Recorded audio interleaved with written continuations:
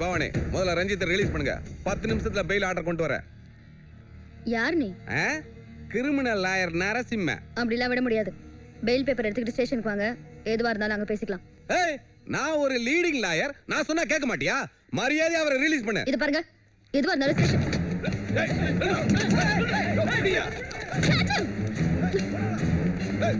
ரஞ்சித் நில்லு. நில்லு ரஞ்சித், ஷூட் பண்ணுவேன்.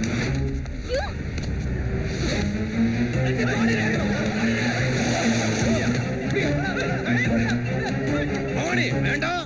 என் பவர் என்னன்னு உனக்கு தெரியாது. விட்டு. என் பவர் என்னன்னு காட்டுடா. டியூட்டில இந்த போலீஸ் ஆபீசர் மேல கை வச்சதுனால நான் உன்னை அரெஸ்ட் பண்றேன். இவனுக்கு விளங்க மாட்டேங்க. ஏய் பவானி, எனக்கே விளங்க மாட்ட சொல்றியா? வேண்டாம். ஏய், மாட்டுங்க.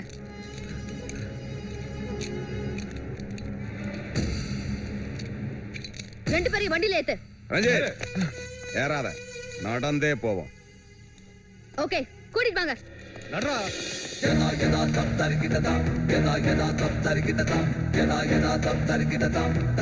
என்னது? வக்கீல் நரசிம்மனை விளங்க மாட்டி நடு ரோட்ல எடுத்துட்டு வராங்க.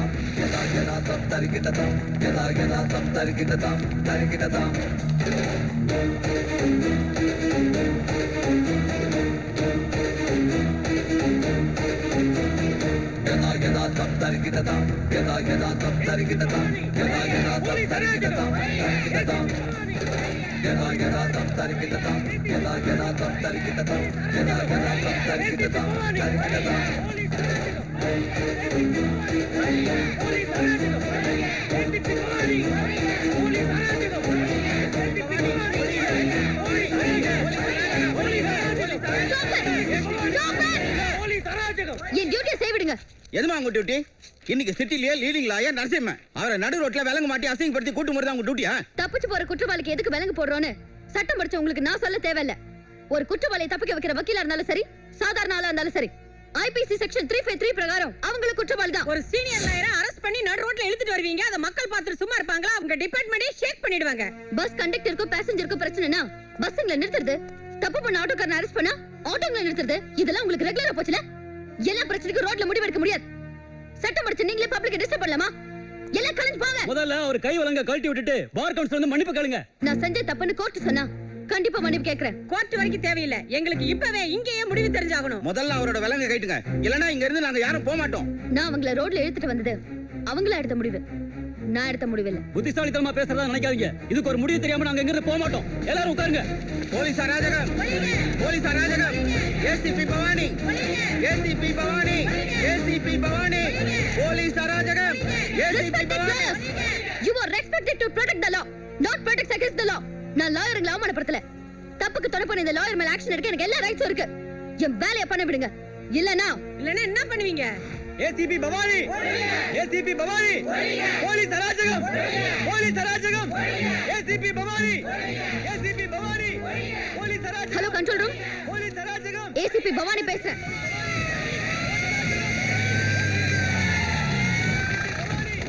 போலீஸ் அராஜகம், போலீஸ் அராஜகம். ஏசிபி பவானி.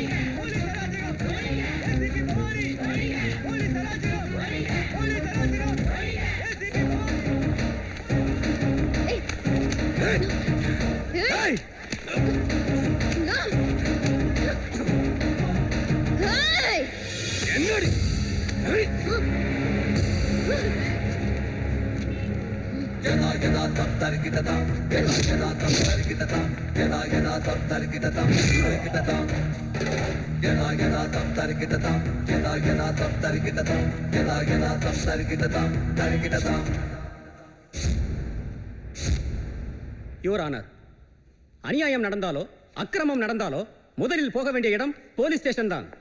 ஆனால் அந்த பெண் தீபா தனக்கு நடந்த அநியாயங்களை நேராக இந்த கோர்ட்டுக்குள்ளேயே வந்து சொல்லி இருக்கின்றார். நீங்கள் சட்டத்தை ஆராய்வீர்களோ மனித நேயத்தை ஆராய்வீர்களோ, இது போன்ற காம கொடூரர்களை கடுமையாக தண்டிக்காவிட்டால் மேலும் பல அப்பாவி பெண்கள் பாதிக்க கூடும் என்பதை தாழ்மையுடன் தெரிவித்துக் கொள்கிறேன். கணம் நீதிபதி அவர்களே. மிஸ்டர் ரஞ்சித், இந்த குற்றத்தை நீங்க ஒத்துக்கிறீங்களா? ஐயா, இந்த பொண்ணை இதுக்கு முன்னாடி நான் பார்த்ததே இல்லைங்க.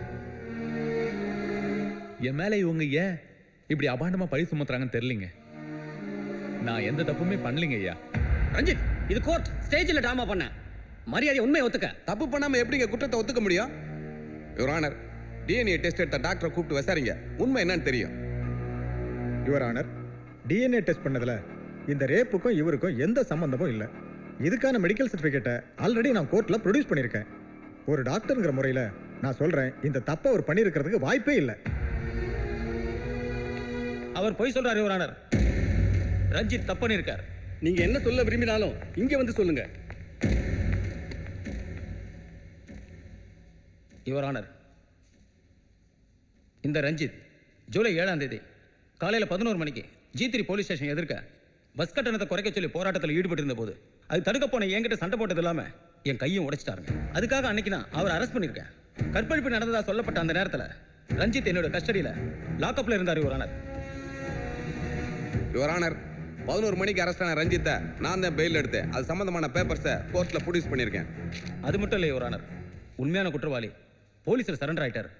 அவரை இந்த கோர்ட்ல ப்ரொடியூஸ் பண்றதுக்கு நீங்க உத்தரவு கொடுக்கணும். Okay, permission granted. Manmadhan, Manmadhan, Manmadhan.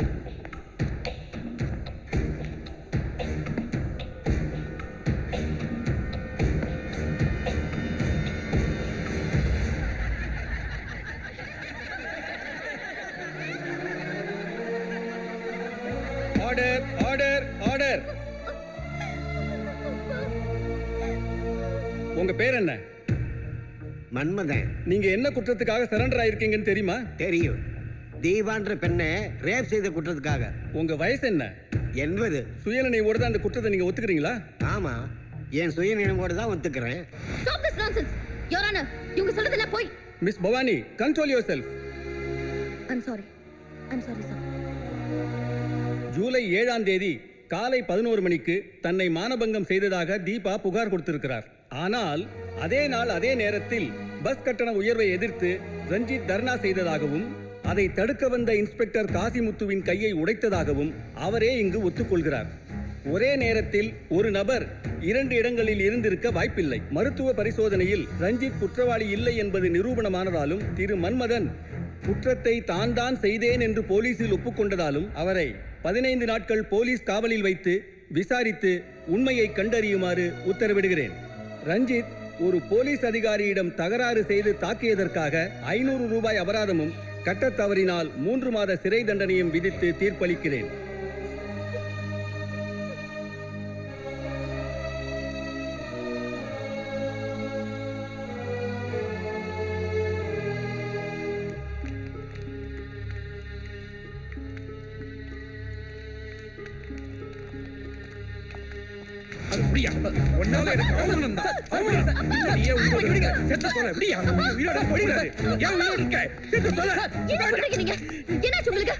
உயிரோடு இருக்கிறத விட செத்து தொலையலாம். ஓகே, உங்களுக்கு பைத்தியம் பிடிச்சிச்சா? என்ன காரியம் பண்றீங்க? தெரியலம்மா பவானி, இதுவரைக்கும் நான் உங்கள்கிட்ட எதுவும் கேட்டதில்லை. இப்ப கேட்கிறேம்மா, எனக்கு ஒரு உதவி பண்ணு. என்னையும் அவளையும் உங்க கையாலேயே கொண்டு போட்டுருமா. உங்க அப்பாவுக்கு நீ செய்யற கடமையா இருக்கட்டும். எங்களை கொண்டுருமா, எங்களை கொண்டுரு. அப்பா, பின்ன என்னம்மா, என் பொண்ணோட வாழ்க்கையும் மானமும் கேவலம் ஒரு 500 ரூபா தண்டனையில முடிஞ்சு போச்சம்மா. நாளைக்கு ஒரு ரோட்ல நடந்து போனா 500 ரூபா பாக்கெட்ல வச்சிருக்கிற எல்லாருக்கும் அந்த எண்ணம் தானமா தோணும். அது தாங்கிக்கிற சக்தி எனக்கு இல்லம்மா, எனக்கு இல்லை. நான் எதுக்காக இந்த வேலையில சேர்ந்தேன் தெரியுமா? நடு ரோட்ல தப்பு நடந்தா அதை தட்டி கேட்கிற உரிமையும் பவரும் இந்த காக்கி சட்டைக்கு மட்டும்தான் இருக்கு. அதனால தான் சொல்றேன், இதுக்கு காரணமானவங்களை தூக்கில ஏத்தி தீபாவுக்கு நியாயம் வாங்கி தருவேன். இதுதான் நான் ஒரு பொண்ணு உங்களுக்கு செய்யற உண்மையான கடமை. எப்படி கோர்ட்ல ரூட்டை மாத்தி விட்டோம் பாத்தியா? இவங்கடாங்க நிறுத்துறா, வண்டியை நிறுத்து. ஏய் இறங்கு. என்னடா பாக்குற? வண்டி விட்டு இறங்கு. ஏய் யாரா இருங்க சொல்றா? உன்னதான். என்ன இங்க கும்பல? அடிதடி தகராறு. அடிதடி தகராறு. ஏய் யாரா? இங்க வா. இப்போதான் நடக்க போகுது. என்ன கிண்டலா? யார்கிட்ட பேசிட்டு இருக்கேன்னு தெரியுமில? ஏய் இங்க பாரு, இன்ஸ்பெக்டர் காசிமுத்து. ஏய் ஒரு பொம்பளை தைரியமா அந்த பொறுக்கிய ரேப் கேஸ்ல உள்ள போடுறா. பணத்துக்கு ஆசைப்பட்டு அவனை நீ வெளியே எடுத்துட்டு வர. நீ எல்லாம் ஒரு இன்ஸ்பெக்டர், கேட்டா பேரு காசிமுத்து. பொறுக்கி இப்படி காசுக்கு ஆசைப்பட்டு சிவலிங்கத்துக்கு மாமா வேலை பாக்குறவன என்ன பண்ணலாம்? மக்களுக்கு சர்வீஸ் பண்ணாம பொறுக்கிங்களுக்கு அடியாள வேலை பாக்குற இவனை என்ன பண்ணலாம்? அத பண்ணுங்களா?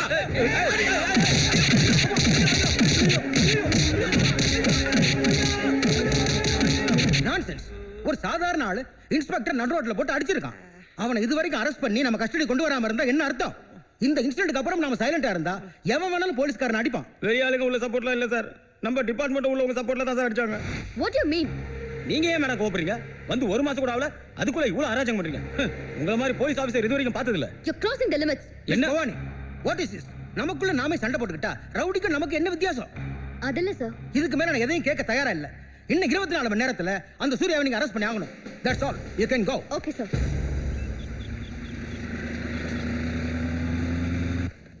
மேடம், சூர்யா உங்க கையில கிடைச்சா வான் பண்ணி விட்டுருவீங்களா மேடம்? இல்ல, கோர்ட்டுக்கு கொண்டு போவேன். கோர்ட்டு கொண்டு போனா தண்டனை அதிகமா கிடைக்குமே மேடம்? சூர்யா மேல உங்களுக்கு என்ன இவ்வளவு ஆக்குறேன்? தனிப்பட்ட முறையில் எனக்கு அவனுக்கு ஒன்றும் இல்லைம்மா. அந்த சூர்யா ரொம்ப நல்லவன், பெரிய மனசுக்காரன். அதான் அவன் பண்ண கிரைம் கூட ரொம்ப பெருசுதான். ஒரு போலீஸ் ஆபீசர் மேல கை வச்சதுக்கு குறைஞ்சது 7 வருஷமாவது அவனுக்கு தண்டனை கிடைக்கும். நீங்க தான் அவனை எப்படியாவது காப்பாற்றணுமா. அந்த சூர்யா ஏற்கனவே நம்ம டிபார்ட்மெண்ட்ல கான்ஸ்டபிளா வேலை செஞ்சவன் தான். இப்போ இன்ஸ்பெக்டரா இருக்கிற காசிமுத்து தான் அப்போ எஸ்ஐயா இருந்தான். சிவலிங்கம் வீட்டில் ஒரு நாள் செயின் காணாம போச்சுன்னு சொல்லி அந்த வீட்டில் வேலை செய்யற பையனை ஸ்டேஷனுக்கு கூட்டியாந்து மாட்டை அடிக்கிற மாதிரி அடிச்சான்.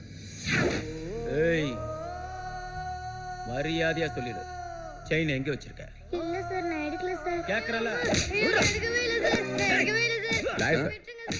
செயின் நம்ம வீட்டில் தான் இருந்திருக்கு, கவனிக்கவே இல்லை. அப்படியா?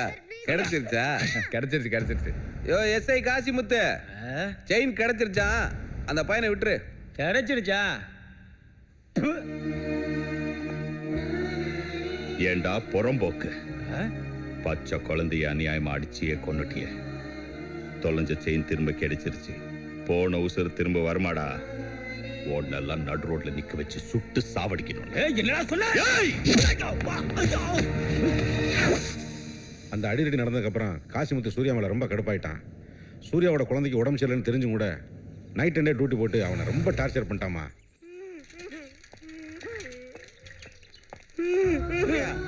எஸ்ஐ உன்னை ஸ்டேஷன் வர சொன்னாரு, சீக்கிரமா வா.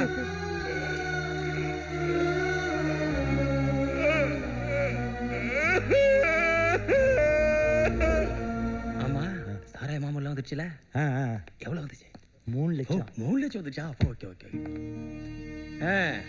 என்னையா என்ன மாமியாரோட போலீஸ் ஸ்டேஷனா? உன் இஷ்டத்துக்கு வர? சரி சரி, அந்த கைதிகளை இட்டு போய் சேலம் சென்ட்ரல் ஜெயில விட்டு வா. யோ சொல்லிட்டு இருக்க, உன் காதுல உள்ள குத்துக்கல் மாதிரி நிக்கிற, போயா. சார் என் குழந்தை இருந்துச்சு சார். ஏதே? என் குழந்தை இருந்துச்சு சார். யோ பிறந்தா ஒரு நாள் எல்லாரும் செத்துதான் ஆகணும். போய் வேலையை பாரு. சார் லீவ் அப்ளை பண்ணிருக்கேன் சார். எல்லாரும் லீவ் போட்டா வேலையா பாக்குறது? ஏற்கனவே இங்க ஆளுங்க கம்மியா, நீ தான் போய் ஆகணும். போ போ. என் குழந்தைய அடக்கம் பண்ணும் சார். அடக்கம் பண்ணணுமா? முனிசிபாலிட்டிக்கு இன்ஃபார்ம் பண்றேன், அவங்க பக்காவா அடக்கம் பண்ணுவாங்க. நீ போ வேலையை பாரு. ஏய் ஏய் யார் மேல கை வைக்கிற? நான் படிச்சவன திமிரா? ஏய் என்கிட்ட வச்சுக்காத, என்கிட்ட வச்சுக்காத. வா வா. ஏய் ஏய் என்ன பத்தி தெரியல உனக்கு? தெரியல உனக்கு? ஏய் முன்ன தரதுல போய் டிவி வைங்க.